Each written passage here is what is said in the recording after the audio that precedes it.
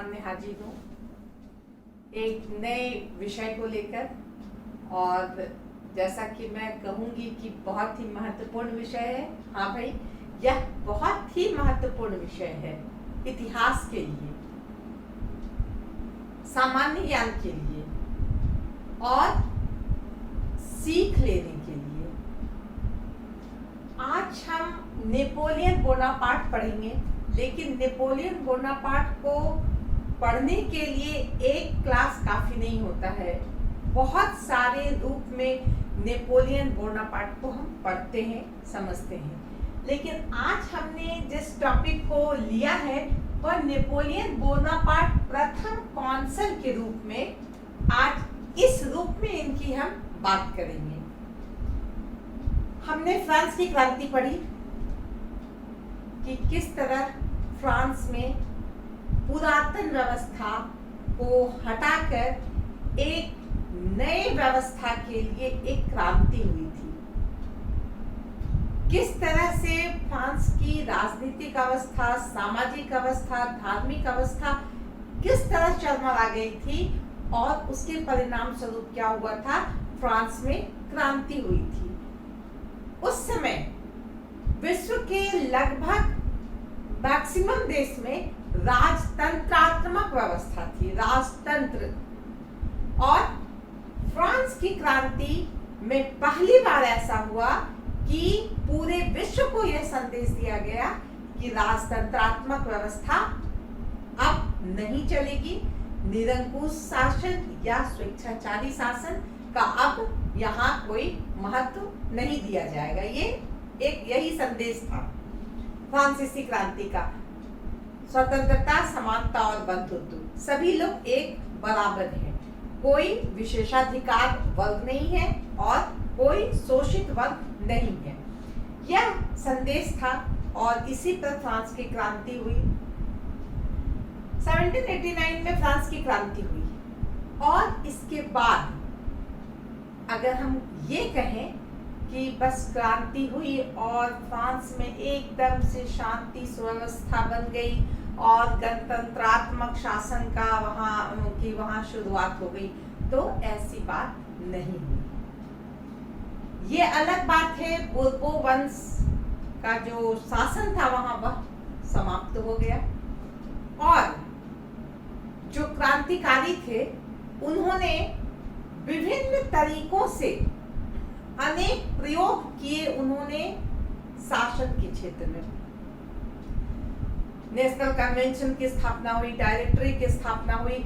इस तरह से नए नए प्रयोग किए गए जिसमें इन क्रांतिकारियों का उद्देश्य था कि देश में शांति, सुव्यवस्था और गणतंत्रात्मक शासन व्यवस्था को लागू करना, लेकिन ऐसा नहीं हो पाया। और जैसा कि हमने बताया बहुत सारे प्रयोग हुए, उसी में हम नेपोलियन बोनापार्ट को पढ़ते हैं कौंसल के रूप में। तो यह भी एक शासन व्यवस्था थी फ्रांस की, शुरू हुई वहां, जिसे कॉन्सुलेट कहते हैं। और कौंसल जो है, 3 कौंसल थे कॉन्सुलेट में। आज हम इसके बारे में विस्तार से पढ़ेंगे, जानेंगे। तो हम यह कह सकते हैं कि नेपोलियन बोनापार्ट जब प्रथम कौंसल के रूप में फ्रांस के शासन की बागडोर को अपने हाथों में लिया, उस समय का जो पीरियड, उस समय वो कालखंड जो है, वह बहुत दिनों के बाद फ्रांस में शांति सुव्यवस्था का एक माहौल लाया। इतने दिनों से पूरा फ्रांस एक अस्त व्यस्त स्थिति से गुजर रहा था। एक से एक बढ़कर अशांति खड़ी हो रही थी। लेकिन कॉन्सुलेट व्यवस्था में जब प्रथम कौंसल नेपोलियन बना, तब उसने फ्रांस को एक नई गति दी और एक नया रूप दिया और फ्रांस को एक सम्मानित जगह दिलाने में बहुत बड़ी भूमिका नेपोलियन बोनापार्ट ने अदा की। तो हम बात करते हैं नेपोलियन कॉन्सल कैसे बने। इससे पहले जब कॉन्सुलेट फ्रांस में लागू हुआ, कॉन्सुलेट शासन व्यवस्था, उसके पहले डायरेक्टरी शासन व्यवस्था थी।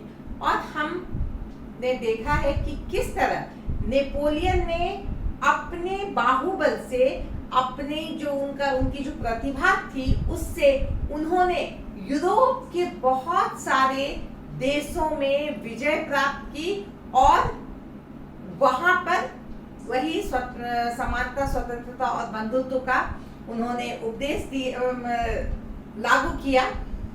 और इसका क्या प्रभाव पड़ा कि राजतंत्रात्मक व्यवस्था के प्रति लोगों के मन में एक विरोध का भाव इन्होंने पैदा किया।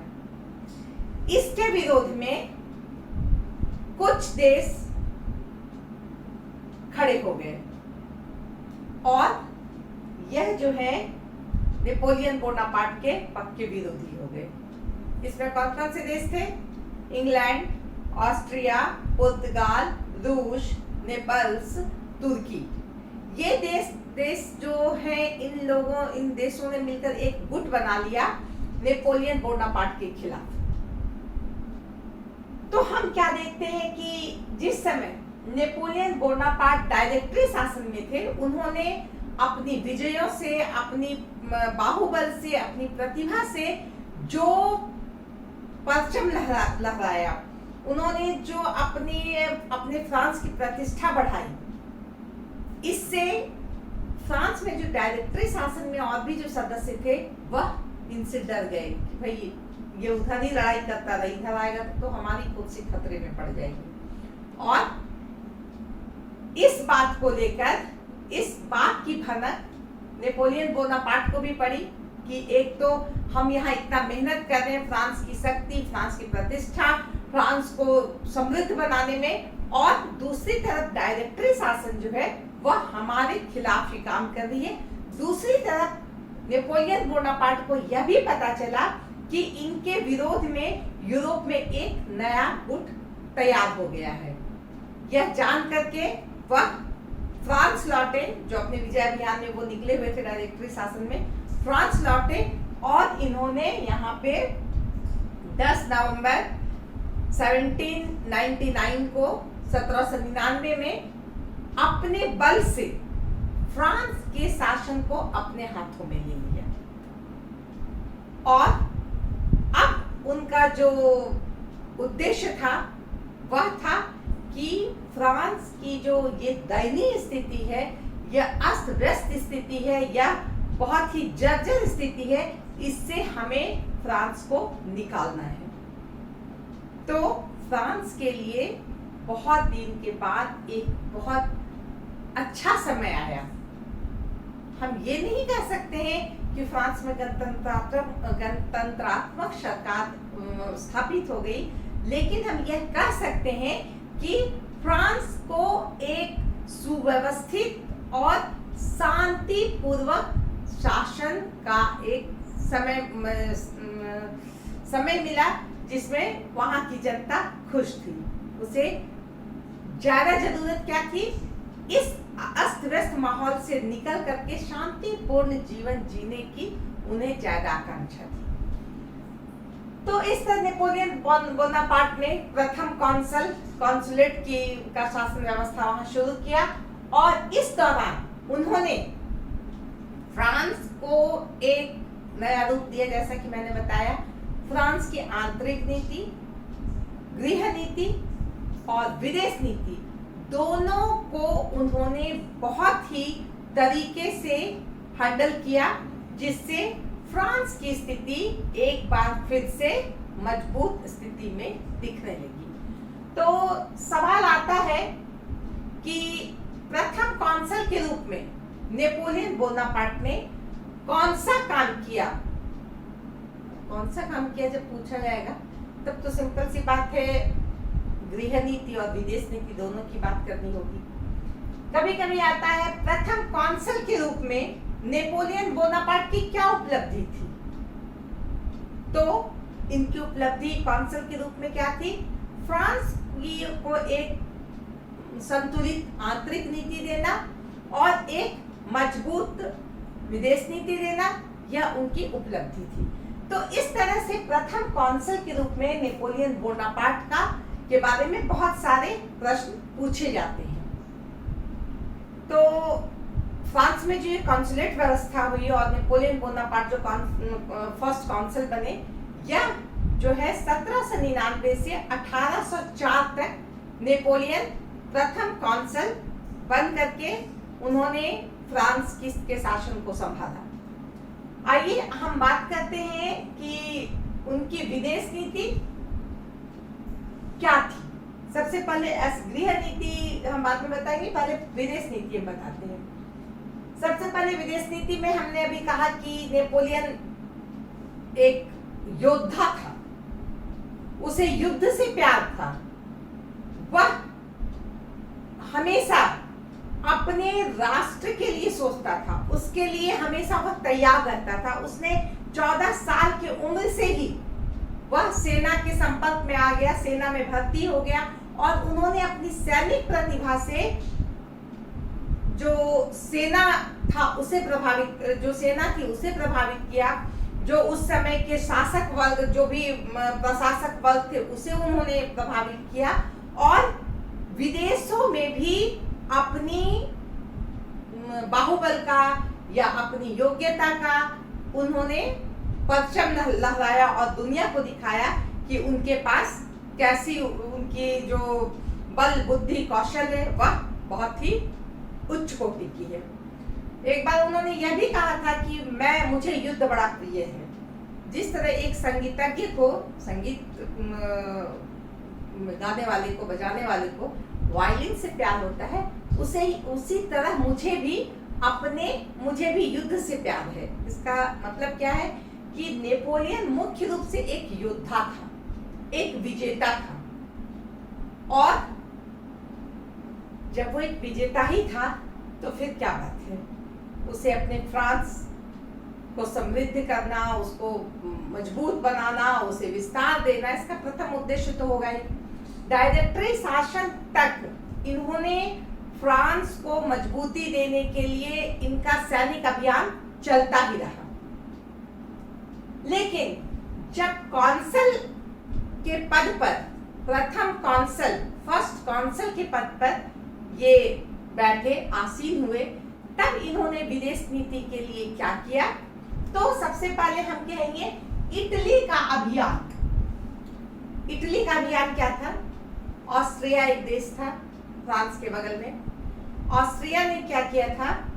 जर्मनी पर और इटली पर अपनी सेनाएं रख दी थी। इसका मतलब क्या हुआ कि ऑस्ट्रिया जर्मनी और इटली पर अपना आधिपत्य दिखा रहा था, बता रहा था, और यह स्थिति नेपोलियन को कतई पसंद नहीं थी।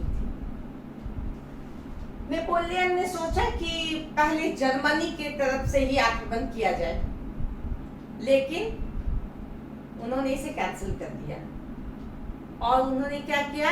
अपने एक सेनापति मोरिये को बोला गया कि तुम जर्मनी की तरफ से आक्रमण करो, ऑस्ट्रिया पर ही आक्रमण करना है, क्योंकि ऑस्ट्रिया की सेना वहां पे उपस्थित है।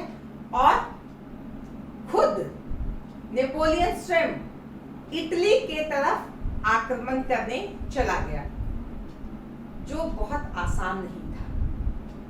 आल्प्स पर्वत को पार कर, एक प्रकार से उसे घूम करके उसे इटली पर अपना आक्रमण करना था। अल्प्स पर्वत पूरी तरह से बर्फ से ढका हुआ बहुत ठंडा प्रदेश।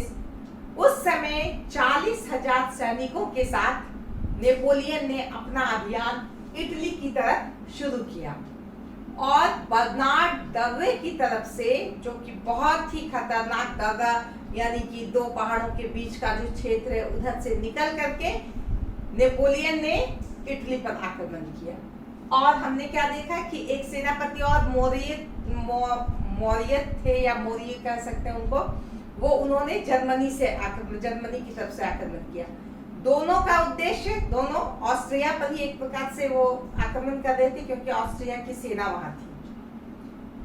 बहुत ही बुद्धिमानी से, बहुत ही चतुराई से, बहुत ही कूटनीतिज्ञता से सब कुछ लगा दिया इन्होंने और यहां उन्हें विजय मिली। ये उस सेना को, ऑस्ट्रियन सेना को हराने में सफल हुए। ऐसी स्थिति आ गई कि ऑस्ट्रिया की जो राजधानी है वियना, जो थोड़े दूर पे ही थी, वह भी खतरे में थी। ऐसे समय में ऑस्ट्रिया ने क्या कहा कि भाई हमें जो है युद्ध नहीं करना है, माफ करना, हम कैंसिल करो युद्ध, संधि करो, हमें युद्ध नहीं करना है। और फरवरी 1801 में ल्यूनेविले की संधि हुई। इस संधि में क्या हुआ, ऑस्ट्रिया ने अपने बहुत सारे क्षेत्रों को छोड़ दिया और वहां गणराज्य स्थापित करने की परमिशन दिया। हाँ ठीक है, मैं ये क्षेत्र छोड़ता हूँ, ये मैंने कब्जा किया हुआ है, इसे छोड़ता हूँ, इसे छोड़ता हूँ। और उन्होंने बहुत सारे क्षेत्रों को छोड़ दिया। उसमें सिस अल्पाइन का भी क्षेत्र था जिसे ऑस्ट्रिया ने छोड़ दिया। इसके अलावे बेल्जियम और राइन क्षेत्र का जो पश्चिमी भाग था वह नेपोलियन को दे दिया। तो इस तरह ये जो ल्यूनेविले की संधि थी, इसने क्या किया, ऑस्ट्रिया जो एक बहुत मुख्य उसका शत्रु था नेपोलियन बोनापार्ट का, उसे उसने परास्त कर बैठा दिया कि अब तुम बैठो, तुम हार गए हो। बहुत बड़ा जो एक अड़चन था रास्ता में, जो बाधा, जो हर बात में खड़ा रहता था फ्रांस के विरोध में, ऑस्ट्रिया, उसे फ्रांस ने किनारे करके रख दिया। और उसके बाद फ्रांस की नीति बहुत अलग अलग क्षेत्रों में उन्होंने अपना ध्यान दिया कि लुसियाना क्षेत्र मुझे प्राप्त करना है। भारत में उस समय फ्रांस का भी उपनिवेश हुआ करता था, इंग्लैंड का भी उपनिवेश हुआ करता था, तो उस पर भी फ्रांस का, ये नेपोलियन का ध्यान था। लेकिन इन सब अभियानों में उन्होंने बहुत ध्यान नहीं दिया और ना तो उन्हें बहुत सफलता मिली। लेकिन इसके बाद हम बात करते हैं यूरोप में ही इंग्लैंड से उनका क्या संबंध रहा। जैसा कि मैंने बताया कि एक गुट तैयार हो गया था यूरोप में, जिसमें इंग्लैंड, ऑस्ट्रिया, रूस, नेपल्स, तुर्की, ये सारे देश थे। तो जार, जो रूस का राजा होता था, वह इससे पहले ही अलग हो गया था कि भाई मुझे, उसके पास अलग समस्या है कि वो अलग हो गया। ऑस्ट्रिया तो हाथ के किनारे हो गया। अब बात इंग्लैंड की थी। इंग्लैंड के पास भी उस समय बहुत सारी समस्याएं थी और बहुत दिनों से फ्रांस के साथ इंग्लैंड का युद्ध चलता आ रहा था। कारण क्या हुआ कि बहुत सारे जगह में इंग्लैंड अपने आप को कमजोर महसूस करने लगा। ये अलग बात है कि इंग्लैंड चारों तरफ से पानी, मतलब एक द्वीप जैसा, चारों तरफ उसका समुद्र है और उसकी नौसैनिक शक्ति जो है वह बहुत ही मजबूत है, उस समय थी भी। और उसके सामने ऑस्ट्रिया टिक नहीं सकता था, सॉरी फ्रांस टिक नहीं सकता था। तो ऐसी स्थिति में क्या हुआ, ना तो फ्रांस उसे हरा सक रहा है और इंग्लैंड के पास भी बहुत सारी समस्याएं हैं कि वह उसे, फ्रांस को नहीं हरा सक रहा है। ऐसी स्थिति में क्या हुआ, युद्ध मंत्री ने वहां से रिजाइन दे दिया, जो पिट थे वहां के युद्ध मंत्री, और उसके बाद जो युद्ध मंत्री बने उन्होंने कहा कि भाई इस युद्ध को खींचने से कोई भलाई नहीं है, फ्रांस के साथ जो हमारा युद्ध है उसे समाप्त कीजिए और शांति से रहिए और अपने देश के विकास में भागीदार बनिए। तो क्या हुआ, आमिया की संधि, या इसको कहते हैं आमिन्स की संधि, ऐसा आमिया की संधि, जो भी इस तरह से आप जान सकते हैं, जो 17 मार्च 1802 में हुई। और इस संधि के द्वारा क्या हुआ कि इंग्लैंड ने बहुत सारे उपनिवेशों को छोड़ दिया। लंका और ट्रिनिडाड को छोड़ करके बहुत सारे उपनिवेशों को जो फ्रांस से छीना गया था उसे ले लिया। माल्टा जो एक द्वीप था उसे भी छोड़ दिया। तो इस तरह हम कह सकते हैं कि इंग्लैंड को भी नेपोलियन बोनापार्ट ने शांत करके एक किनारे कर दिया। इससे क्या हुआ कि अब नेपोलियन का जो मुख्य ध्यान था वह अपने फ्रांस के अंदर सुधार लाना, उसकी स्थिति को मजबूत बनाना और उसे विश्व के मानचित्र पर एक स्पेशल जगह पे रखना। यह उनका उद्देश्य जो था, उसमें उसने काम शुरू कर दिया। तो इस तरह हम देखेंगे कि नेपोलियन की विदेश नीति ऐसी थी कि उन्होंने बहुत सारे शत्रुओं को अपने बल से किसी को किनारे किया, अपनी कूटनीतिज्ञता से किसी को किनारे किया और शांतिपूर्ण एक जो शांति का पीरियड है वह शुरू हुआ फ्रांस में। चलिए अब हम बात करते हैं गृह नीति की कि उनकी जो होम पॉलिसी थी वह क्या थी। नेपोलियन ने क्या किया, वो आंतरिक क्षेत्र में उनकी क्या नीति रही। तो सबसे पहले हम बात करते हैं संविधान निर्माण। अपने देश के लिए उन्होंने एक संविधान का निर्माण कराया। 1 महीने के अंदर उन्होंने फ्रांस को एक नया संविधान दिया और इस संविधान को बनाने में नेपोलियन की भूमिका बहुत ही महत्वपूर्ण थी। इसके साथ ही यह कहा जा सकता है कि नेपोलियन ने ये जो संविधान बनाया और प्रस्तुत किया देश को, इसे जनमत ने बहुमत से स्वीकार किया। किसी को बहुत ज्यादा प्रॉब्लम नहीं हुआ, बल्कि लोगों ने खुशी खुशी इस संविधान को स्वीकार किया। क्यों? क्योंकि इतने दिनों से जनता त्राहिमाम कर रही थी और नेपोलियन ने लोगों को अपने विश्वास में ले लिया था। लोगों का विश्वास नेपोलियन पे था। जनता को लगता था कि नेपोलियन हमारे लिए कल्याण का ही काम करेगा, फ्रांस के कल्याण के लिए काम करेगा। अपनी जो राष्ट्रवादिता जो भावना थी, उसे पता था नेपोलियन के हाथों में जो है हमारा राष्ट्र सुरक्षित है, हमारी राष्ट्रीयता सुरक्षित है और इसलिए नेपोलियन का जो संविधान था उसे स्वीकार किया गया। इस संविधान में उनकी क्या मुख्य जो उनका जो उद्देश्य था वह क्या था कि फ्रांस में एक सुव्यवस्था कायम करना। जो अस्त व्यस्त स्थिति थी, जो बहुत ही चरमराई हुई स्थिति थी, उससे निजात दिला करके फ्रांस में एक सही प्रशासनिक व्यवस्था कायम करना। दूसरी जो है शांति कायम करना। जैसा कि मैंने बताया, फ्रांस की क्रांति से पहले से हम देखते हैं कि किस तरह फ्रांस की राजनीतिक स्थिति, सामाजिक स्थिति, धार्मिक स्थिति, हर क्षेत्र में अशांति पैदा हो गई थी। उसके बाद क्रांति के बाद नेशनल कन्वेंशन, डायरेक्टरी, जितने भी शासन हुए, हर शासन व्यवस्था में जनता परेशान ही रही, उन्हें शांति नहीं मिली। तो संविधान में इस बात का ध्यान रखा गया कि ऐसा संविधान निर्माण करना है कि लोग शांति से अपने देश में रह सके। और तीसरा, सम्मान। फ्रांस के लोग सम्मान के भूखे थे। उन्हें गौरव, प्रतिष्ठा, सम्मान, इनके लिए बहुत महत्व रखता था। तो विदेशों के बीच, अपने अड़ोसी पड़ोसी राज्यों के बीच, विश्व में उनके साथ जो इनका संबंध हो वह ऐसा हो कि फ्रांस को एक सम्मानीय दर्जा मिले। यह इनका उद्देश्य था। अब हम बात करते हैं, संविधान निर्माण हुआ, इसमें कॉन्सुलेट की जो व्यवस्था की गई, उसमें 3 कौंसल बनाए गए। 3 कौंसल को 10 साल के लिए रखा गया। 10 साल के लिए उनकी अवधि जो थी 10 साल के लिए थी।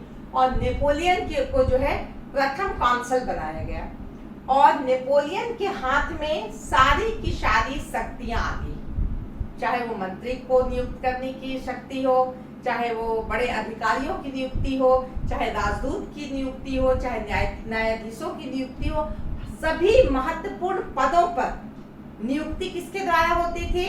प्रथम कौंसल के द्वारा। और प्रथम कौंसल कौन थे? बोनापार्ट। उनके द्वारा ही किसी भी नीति का निर्धारण होता था।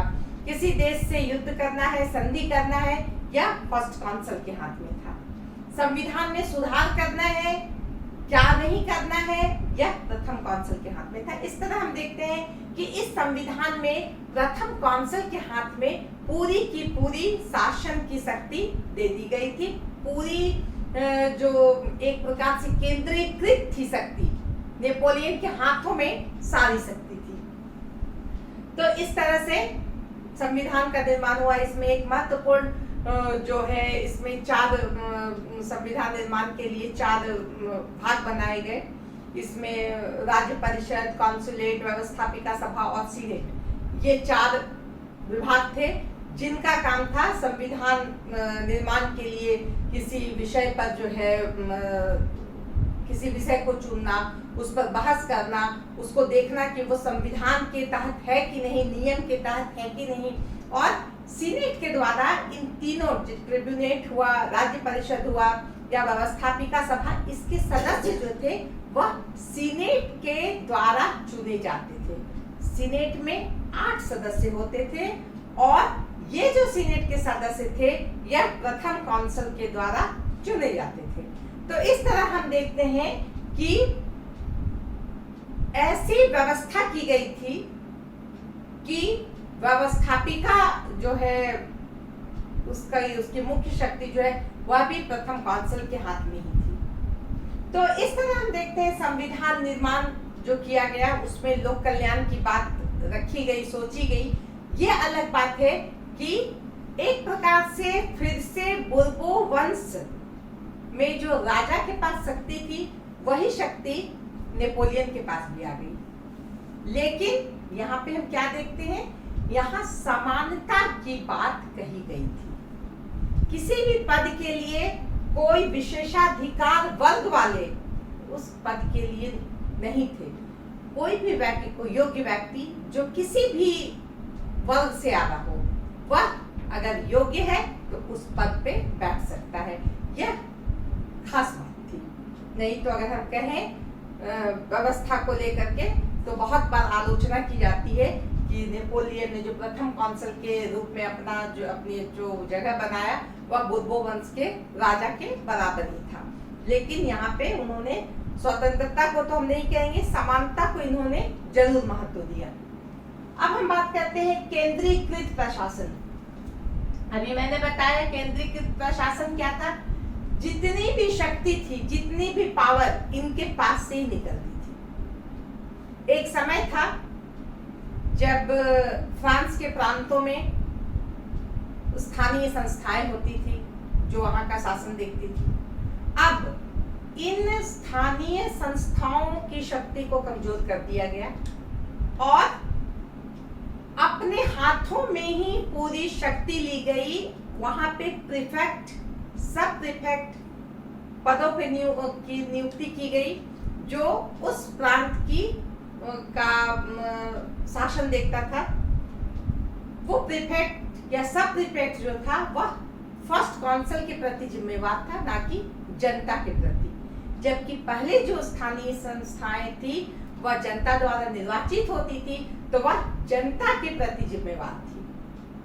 अब क्या हो गया कि ये जो वहां पे प्रशासन चलाने वाले प्रीफेक्ट हो गए, सब प्रीफेक्ट हो गए, वह जो कि काउंसिल के द्वारा नियुक्त होते थे तो वह काउंसिल के प्रति जिम्मेवार थे। मेयर की नियुक्ति काउंसिल ही करता था, किसी भी प्रांत में मेयर की नियुक्ति काउंसिल करेगा। तो इस तरह हम देखते हैं कि एक प्रकार से जो प्रशासन था वो बिल्कुल केंद्रीकृत हो गया था। लेकिन इसमें यह भी कहा जा सकता है कि अब कोई भी आदेश, कोई भी सुधार वह डायरेक्ट जनता तक पहुंच सकता था। उसके लिए मीडिएटर या बहुत सारे स्टेट नहीं बने होते थे। तो एक प्रकार से कहा जाए तो जनता के लिए यह लाभप्रद ही था। अब हम बात करते हैं बेरोजगारी दूर करना। क्रांति और क्रांति के बाद, क्रांति के पहले, क्रांति में और क्रांति के बाद, इतने समय तक फ्रांस की जो स्थिति थी हम देख रहे हैं कि बहुत अच्छी नहीं थी। हर मामले में फ्रांस इतना कमजोर हो चुका था कि जनता भी कमजोर हो गई थी, स्वाभाविक है, और बेरोजगारी की समस्या बहुत अधिक बढ़ गई थी। नेपोलियन ने इस बेरोजगारी को दूर करने के लिए बहुत बड़ा कदम उठाया। उन्होंने बहुत तरीके से लोगों को, शिल्पकारों को, मजदूरों को, जिनके पास जो स्किल्ड पर्सन जो भी थे, उनको उन्होंने सहायता दी और उन्हें प्रोत्साहन दिया कि आपको यह काम करना, चाहे वो बढ़ई हो, चाहे जूता बनाने वाला हो, चाहे वो लकड़ी का काम करने वाला हो, जो भी हो, उसे कपड़ा बनाने वाला हो, सभी को राज्य के द्वारा प्रोत्साहन दिया गया और बेरोजगारी को दूर करने के उपाय किए गए। बहुत सारे नहर बनवाए जाने लगे, बहुत सारे सड़कों को चौड़ा किया जाने लगा, बहुत नई नई सड़कें बनवाई जाने लगी ताकि फ्रांस का भी विकास हो और लोगों को काम मिल सके। तो बहुत दिनों के बाद जनता के पास रोजगार जैसी चीज का सृजन हुआ और उससे वह फायदा कमाने लगे। अब हम बात करते हैं कला और साहित्य को प्रोत्साहन। नेपोलियन जानता था कि फ्रांस के लोग प्रतिष्ठा के भूखे हैं, गौरव के भूखे हैं, इन्हें सम्मान चाहिए, इन्हें विश्व के मानचित्र पर अपना एक अपनी एक पहचान चाहिए। इसके लिए उन्होंने क्या किया? उन्होंने पेरिस को कला का एक केंद्र बनाया। बहुत ही खूबसूरत बनाया गया पेरिस को। पेरिस में अजायब घर बनाए गए, बहुत सुंदर सुंदर रंगमंच वगैरह बनाए गए, जहां पर इटली से, मिस्र से बहुत सारे, जब उनकी विजय अभियान हुई थी भूत में काल में, पिछले सालों में, वहां से बहुत सारे एक से एक नायाब वस्तुओं को लाया गया था, जिन्हें इस अजायब घर में रखा गया।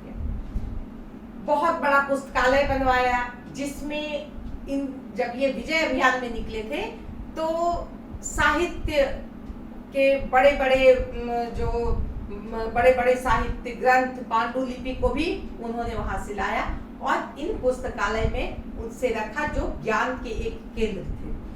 तो इस तरह हम देखते हैं कला और साहित्य को नेपोलियन द्वारा बहुत अधिक प्रोत्साहन दिया गया और इससे फ्रांस की जनता भी बहुत खुश हुई, बहुत गौरवान्वित हुई कि वाह, ये हमारा पेरिस ऐसा है, हमारे पेरिस में ऐसा है, इतनी सुंदर सड़कें हैं, सड़कों के किनारे इस तरह वृक्ष लगवाए गए हैं, इस तरह से फव्वारे लगाए गए हैं, पूरी तरह से जितना खूबसूरत बनाया जा सकता है पेरिस को बनाने की कोशिश की गई। और यह फ्रांस की जनता के लिए बहुत फख्र की बात थी। उसे उस समय गणतंत्र और स्वतंत्रता से मतलब नहीं था, उसे अपनी प्रतिष्ठा से मतलब था, जिसे वह देख के खुश हो रही थी। अब हम बात करते हैं देश की आर्थिक स्थिति में सुधार। देश की आर्थिक स्थिति में सुधार करने के लिए भी नेपोलियन को बहुत प्रयास करना पड़ा। जितने भी व्यापारिक श्रेणी थे, उन्हें फिर से प्रतिष्ठा दी गई, उन्हें फिर से उनके अधिकार दिए गए। बैंक ऑफ फ्रांस की स्थापना की गई, जिससे लोग लोन लेकर के बहुत कम ब्याज में लोन लेकर के अपना काम शुरू कर सकते थे और देश को मजबूत करने में एक बड़ा कदम उठा सकते थे। इसके अलावा भी आर्थिक सुधार में जो टैक्स व्यवस्था थी, हमने देखा है पिछले क्रांति के समय हमने क्या देखा, जो विशेषाधिकार वर्ग थे या जो धनी मानी थे, सामंत वर्ग थे, राज परिवार के लोग थे या चर्च के लोग थे, जिनके पास अकूत संपत्ति थी, वह टैक्स नहीं देते थे। और जो गरीब जनता थी, जो सामान्य जनता थी, जो मध्यम वर्ग के लोग थे, उन लोगों को ही टैक्स देना पड़ता था। टैक्स का मुख्य भाग उन्हीं लोगों पे पड़ता था और इसका परिणाम क्या निकला था कि लोग असंतुष्ट हो गए थे। ये टैक्स से क्या होता है? देश का कल्याण होता है। तो वह कल्याण जो है एक प्रकार से रुक सा गया था। नेपोलियन ने सभी पर बराबर टैक्स लगाए कि नहीं, सभी लोग बराबर हैं, कोई विशेष अधिकार वाला नहीं है, कोई बड़ा नहीं है, कोई छोटा नहीं है। जिसके हिस्से में जो टैक्स आता है वह टैक्स देगा। तो इस तरह से आर्थिक स्थिति में सुधार हो गया, स्वाभाविक है। सरकारी नीति या घोषणा पर अमल, कोई भी सुधार या कोई भी अच्छे काम, जन कल्याण के काम जो भी हो रहे हैं, उसके लिए अब स्टेप बाय स्टेप कुछ नहीं होता था, अब डायरेक्ट घोषणा हुआ, अमल हुआ। यह एक बहुत बड़ी उपलब्धि थी, यहाँ की जनता के लिए बहुत ही फायदे की बात थी। ये अलग बात है, आलोचना करने वाले तो कहेंगे कि नहीं ये तो गलत है, यहाँ की जनता के द्वारा होना चाहिए, बहुत सारे कानून बनाएंगे कि इस तरह से होना चाहिए। लेकिन अगर सच पूछा जाए तो जनता को अपने विकास और अपने सुख शांति से मतलब था, जो नेपोलियन की इस नीति से उन्हें मिल रहा था। अब हम बात करते हैं गुणवत्तापूर्ण शिक्षा की व्यवस्था। गुणवत्तापूर्ण शिक्षा की व्यवस्था में क्या हुआ कि हर प्रांतों में और हर कम्यून में जो स्कूल खोले गए, उसमें एक तरह की शिक्षा व्यवस्था को लागू करने की कोशिश की, माने लागू किया गया। इसके अलावा तकनीकी शिक्षा, सैनिक शिक्षा, स्पेशल टेक्नोलॉजी से जो भी संबंधित शिक्षा, वो उसकी व्यवस्था की गई। इसके अलावा सरकारी स्कूल हो या प्राइवेट स्कूल हो, इसमें भी असमानता की बात नहीं थी। इसको भी बहुत ही तरीके से एक रूप में देखा गया। उच्च शिक्षा को भी बराबर रखने की कोशिश की गई। शिक्षा में चरित्र को महत्व दिया गया कि भाई लोग पढ़ने आ रहे हैं तो पहले उन्हें चरित्रवान बनना है, उन्हें राष्ट्र के प्रति अपने आप को तैयार करना है, राष्ट्रभक्त होना है ना। और भी आपके पास ज्ञान विज्ञान हो, अच्छी बात है, लेकिन आप में सैनिक का गुण होना चाहिए, आप में राष्ट्रभक्ति का गुण होना चाहिए, आप एक सच्चरित्र व्यक्ति हो। इस बात की शिक्षा पर अधिक जोर दिया गया। तो इस तरह हम कह सकते हैं कि शिक्षा को एक सही स्तर तक लाने की बहुत बड़ी कोशिश की गई। अब हम बात करते हैं विधि संहिता। विधि संहिता जो है, ये एक बहुत ही महत्वपूर्ण विषय है। इसे हम नेपोलियन क्या सिविल कोड भी कहते हैं। इसके द्वारा नेपोलियन बहुत दिनों तक अपनी एक पहचान बनाए रखा, और आज भी नेपोलियन की विधि संहिता जो है, उसका जो कोड है, उसके द्वारा वह आज भी नेपोलियन कोड के नाम से जाना जाता है। इसके द्वारा एक नियम बनाए गए, किस तरह से परिवार में, समाज में रहना है। दीवानी, फौजदारी, इस तरह के बहुत सारे संहिता बनाई गई, पारिवारिक नियम बनाए गए। यह बताया गया कि संपत्ति हो या बच्चे हो या एक व्यक्ति हो, उस पर उसका पिता का अधिकार होगा। यह बताया गया कि महिलाएं जो है वह पुरुष के अंदर रहेंगी, यानी पति के अंदर पत्नी रहेंगी। यह बताया गया कि यह कहा गया कि तालाक जो है बहुत आसान नहीं रहेगा। ये नहीं कि बहुत आसानी से कोई तालाक मिल जाए। उसका उद्देश्य यह था कि समाज या परिवार को मजबूती प्रदान करना, उद्देश्य यह था। तो बच्चों के लिए, उनके लिए क्या नियम है, अभिभावक के लिए बच्चों का, बच्चों के लिए अभिभावक का क्या नियम कानून होना चाहिए, ये सब पे उन्होंने बहुत ही महत्वपूर्ण तरीके से प्रकाश डाला, ताकि समाज और परिवार जो है मजबूत रहे। उन्होंने एक लीजियन ऑफ ऑनर, जो समाज के जो एक प्रतिष्ठित वर्ग थे, जो जिन्होंने अपने योग्यता से या अपने कर्म से समाज को या फ्रांस को कुछ दिया है, उसे उन्होंने एक विशेष प्रतिष्ठा दिया उन व्यक्तियों को जिन्होंने राज्य के लिए, देश के लिए कुछ विशेष दिया है। उसका उन्होंने विशेष आदर किया और उनका एक ग्रुप बना जिन्हें विशेष सुविधा और विशेष सम्मान दिया गया। यह एक बहुत बड़ी बात है और आज भी फ्रांस में ये चीज लागू है कि सम्मानित व्यक्तियों के लिए एक अलग उन्हें सम्मान दिया जाता है, उनका एक अलग वर्ग होता है। हम कह सकते हैं ये तो वही बात हो गई जैसे बोर्बो वंश में होती थी कि ये विशेषाधिकार वर्ग वाले हैं। ठीक है, आप कह सकते हैं, कोई दिक्कत नहीं है, लेकिन यहाँ पे उन लोगों को सम्मान दिया गया जिन्होंने अपने क्षेत्र में विशिष्ट कार्य किए हैं, जिन्होंने अपने क्षेत्र में कुछ ऐसा किया है जो देश के लिए, समाज के लिए अनुकरणीय है या एक बहुत बड़ी उपलब्धि है। तो इस तरह से हम देखते हैं कि नेपोलियन ने इस तरह से हर क्षेत्र को देखा और हर क्षेत्र पर विशेष ध्यान दिया और उसमें सुधार करने की कोशिश की और किया। अब हम बात करते हैं धार्मिक एकता की। नेपोलियन ने जानता था कि फ्रांस जो है ये कैथोलिक धर्म वाले को पसंद करता है, वहाँ के लोग कैथोलिक चर्च को मानते हैं। उसे उन्होंने पहला काम किया, फ्रांस में कैथोलिक धर्म को प्रतिष्ठित किया, उसे राजधर्म बनाया और जो बिशप थे, जो चर्च थे, उनके प्रति भी जो उनकी नीति है वह बदल गई थी। कुछ समय पहले पोप के प्रति उनके जो विचार थे वो सही नहीं थे, उनसे उनका युद्ध होने का ये था, उनके प्रति उनका दोनों में 36 का आंकड़ा था। लेकिन धीरे धीरे उन्होंने उसे दूर किया। क्यों? क्योंकि उन्हें पता था अगर हम धर्म के प्रति विरोध करते हैं तो जनता भी हमारी विरोधी हो जाएगी। इसलिए उन्होंने क्या किया, एक संधि की पोप के साथ, उसको कॉन्कॉर्डेट कहते हैं। तो ये जो संधि थी यह एक बहुत ही महत्वपूर्ण संधि थी जो पोप के साथ हुई। इस संधि में क्या था?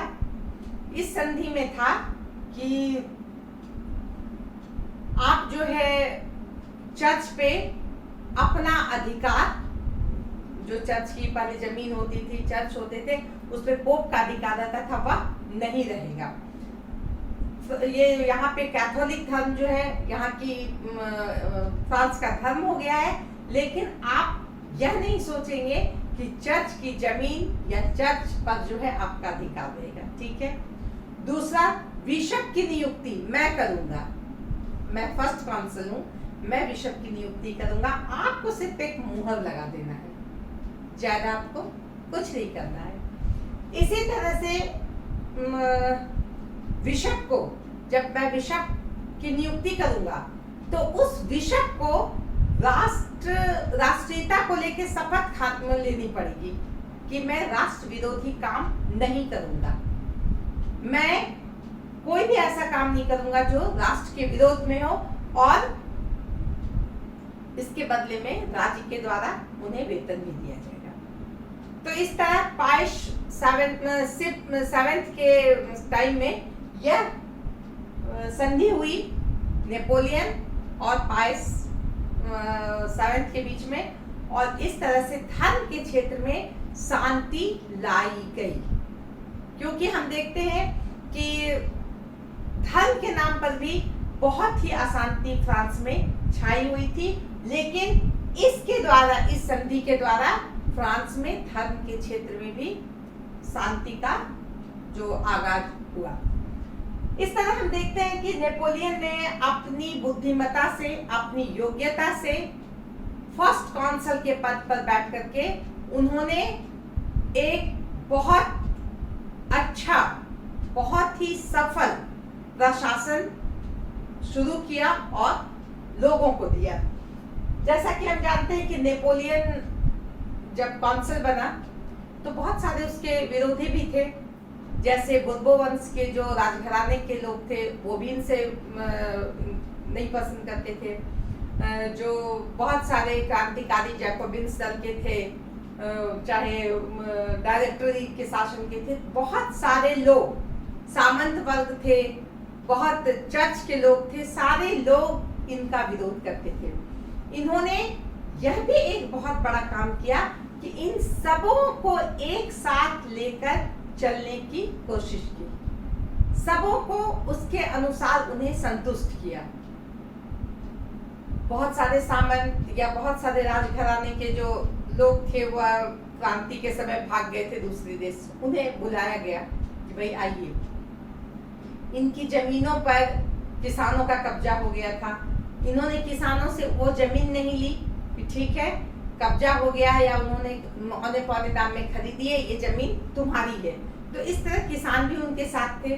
अगर कुछ जमीन बिकी नहीं है जो सामंतों की है तो उस पे सामंत अपना अधिकार कर सकते हैं। तो इस तरह से हम देखते हैं कि फ्रांस में शांति लाने के लिए नेपोलियन ने वह हर प्रयास किया जो एक प्रथम कौंसिल को या हम कहें कि एक शासक को, अभी तो वो प्रशासक के रूप में ही थे, जो करना चाहिए उन्होंने हर वह काम किया जिससे फ्रांस में शांति सुव्यवस्था कायम रहे और एक फ्रांस का जो प्रतिष्ठा है, फ्रांस की का जो गौरव है वह बना रहे। तो इस तरह से हम देखते हैं नेपोलियन बोनापार्ट ने प्रथम कौंसिल के रूप में अपनी बहुत बड़ी भूमिका अदा की और उसके बाद कौंसिल के बाद उनका एक अलग रूप सामने आया जो हम अगले अध्याय में देखेंगे। इसके साथ हम यहाँ समाप्त करते हैं अपनी। धन्यवाद।